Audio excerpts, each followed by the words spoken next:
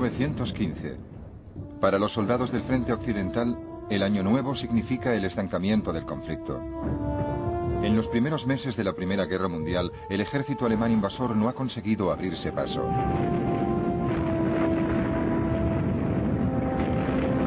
Ahora se enfrenta a los aliados británicos y franceses en un frente de trincheras que se extiende por Francia y Bélgica.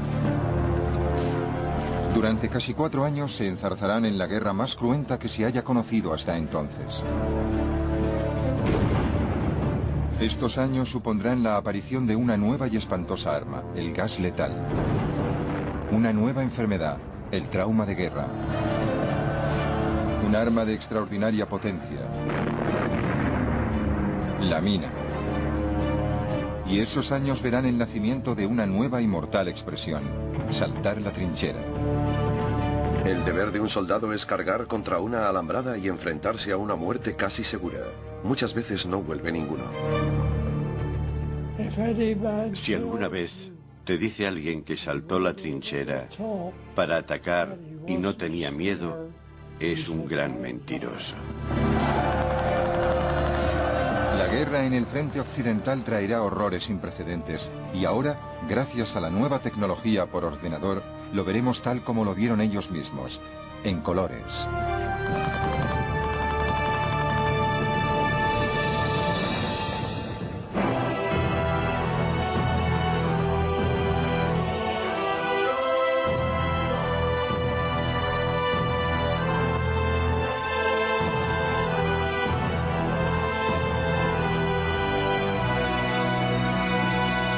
Primera Guerra Mundial en color. Matanza en las trincheras.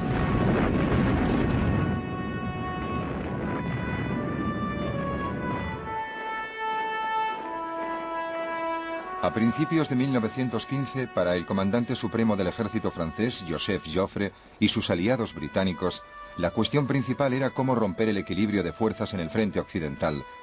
El ejército alemán estaba acampado en territorio francés y belga frente a los aliados, en una línea de trincheras de 770 kilómetros. No podíamos quedarnos allí, esperando eternamente. Había que hacer algo. Los alemanes, en general, se contentaban con quedarse sentados, desafiando a los aliados a que los movieran, a que los echaran, pero sin retirarse. Así que les tocaba a los aliados romper el equilibrio de fuerzas establecido. La esencia de la guerra en el frente occidental hasta 1918 fue un intento tras otro, casi todos fallidos, con alguna victoria aquí y allá, de romper ese equilibrio. La primavera de 1915 vio el primer intento concertado de los aliados por romper el equilibrio de fuerzas. Pero los comandantes de ambos bandos comprobaron pronto que la guerra de trincheras tenía sus peligros. Uno de ellos era las comunicaciones, que inicialmente solo eran posibles gracias al valor de los correos individuales. En el curso de una batalla suele ser necesario enviar a un corredor con un mensaje en una misión que le llevará casi con seguridad a morir o caer herido.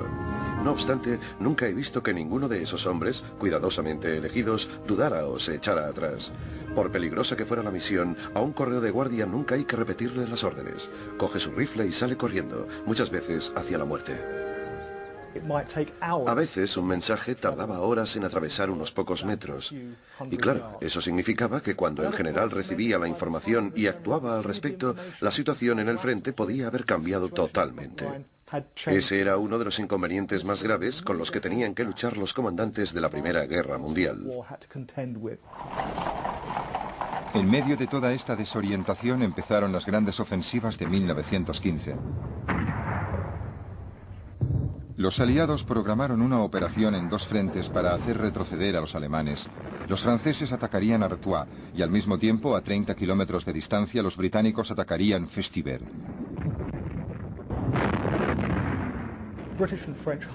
Los altos mandos británicos y franceses estaban convencidos de que otro ataque durante la primavera rompería la línea de trincheras alemana y abriría de nuevo la guerra móvil en el frente occidental.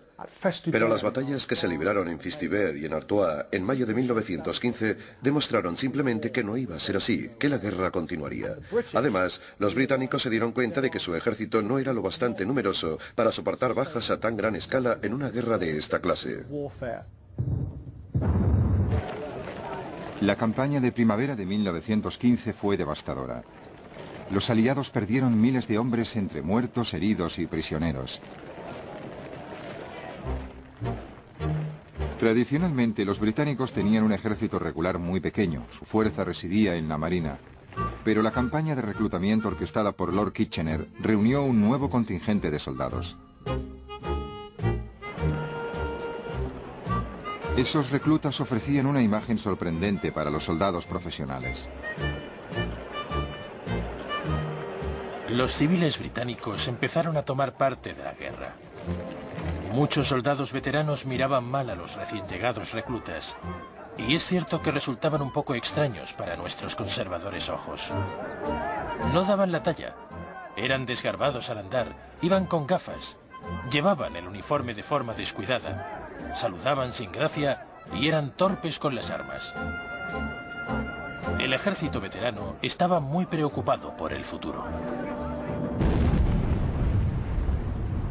Los soldados de Kitchener entraron por primera vez en combate en septiembre de 1915 en la batalla de Loos. El objetivo, en colaboración con las fuerzas francesas del sur, era romper las líneas alemanas, pero al final se repitió el mismo modelo de batalla, un bombardeo de la artillería seguido por un ataque de la infantería desde las trincheras y al final una masacre.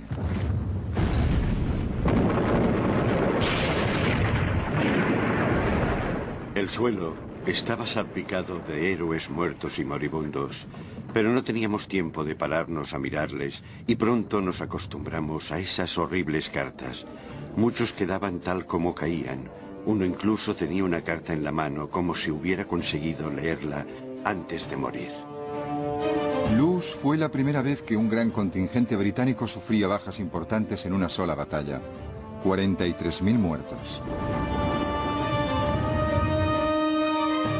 Los británicos respondieron nombrando a un nuevo comandante en jefe, Douglas Haig. La masacre en el frente occidental no había hecho más que empezar.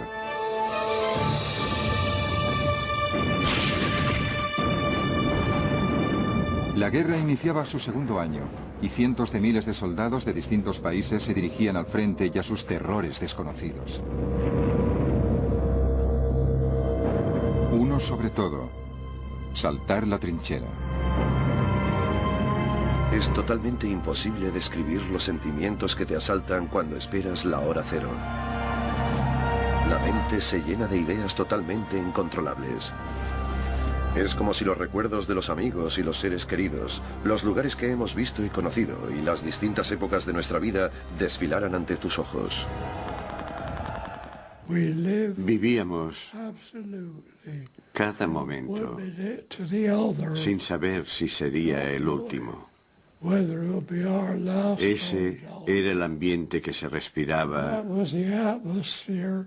en las trincheras. Tenían que esperar y escuchar la orden, porque la disciplina era tan grande que lo único que les quedaba era esperar la orden y obedecer inmediatamente. Y todo el mundo estaba listo y esperando la orden para saltar la trinchera. Perderemos a muchos más hombres, pero los soldados están más que dispuestos a arriesgarse.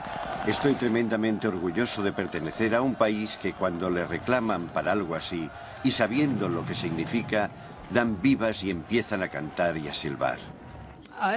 Yo siempre rezaba. Algunos chicos se burlaban de mí, pero yo siempre le pedía a Dios que me ayudara a luchar como un hombre y a volver a casa sano y salvo.